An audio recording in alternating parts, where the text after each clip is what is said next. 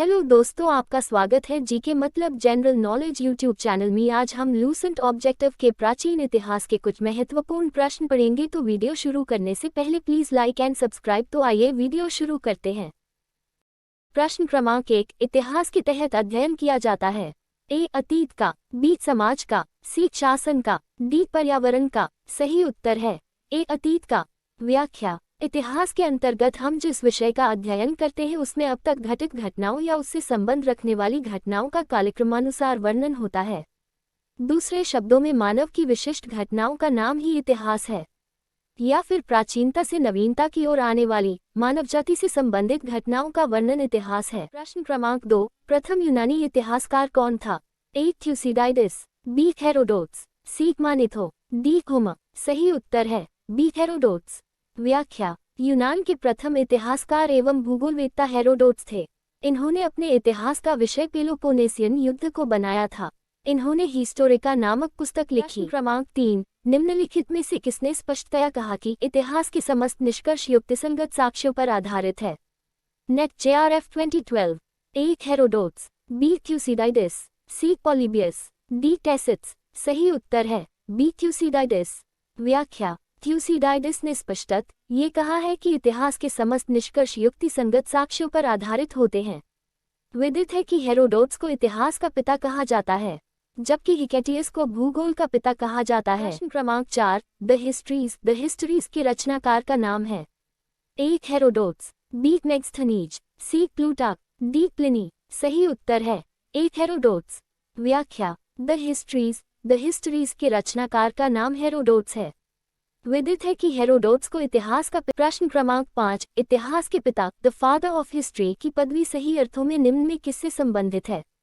ए Herodotus, B यूरिपिडेज, सी थ्यूसिडाइडिस, D सुकरात। सही उत्तर है ए Herodotus. व्याख्या: हेरोडोट्स को इतिहास का पिता कहा जाता है। यूनान के प्रथम इतिहासकार एवं भूगोलवेत्ता हेरोडोट्स थे। इन्होंने अपने इतिहास का विषय पेलोपोनेसियन युद्ध को बनाया था। इन्होंने हिस्टोरिका नामक 6, इतिहास अपने को दोहराता है, ये किसका कथन है? A Hegel, B Karl Marx, C Kalhana, D बर्नी। सही उत्तर है बी कार्ल मार्क्स। व्याख्या: कार्ल मार्क्स का कथन है कि इतिहास अपने को दोहराता है, पहले त्रासदी के रूप में, दूसरी बार प्रहसन की तरह। प्रश्न क्रमांक 7, हम इतिहास से यही सीखते हैं कि आदमी इतिहास से कभी कुछ नहीं सीखता, ये कथन किसका है? A Hegel, B Karl Marx, C B Bury, DEH तार। सही उत्तर है A Hegel.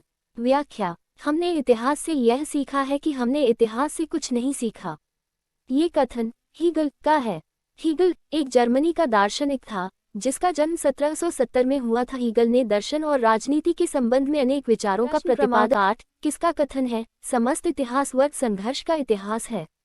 A Karl Marx, B bury, C Collingwood, DEH तार। सही उत्तर है ए कार्ल मार्क्स। व्याख्या: मार्क्स द्वारा मार्क्सवाद के शिल्पकार कार्ल मार्क्स और फ्रेडरिक एंजल्स ने लिखा है, अब तक विद्यमान सभी समाजों का लिखित इतिहास वर्ग संघर्ष का इतिहास है।